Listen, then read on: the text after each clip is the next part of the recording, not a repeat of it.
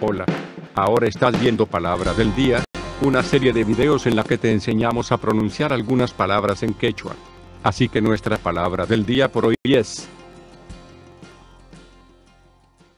Paqari, paqari, paqari, la palabra quechua. paqari, En español significa nacer. Por ejemplo, ruwasun niño Jesuspaq, paqarisqanmanta wasiypi. pruebe y descargue nuestros programas de corrección ortográfica en quechua, usando nuestra aplicación Nuevi de escritorio. Dirígete a nuestro sitio web sc.hinantin.com.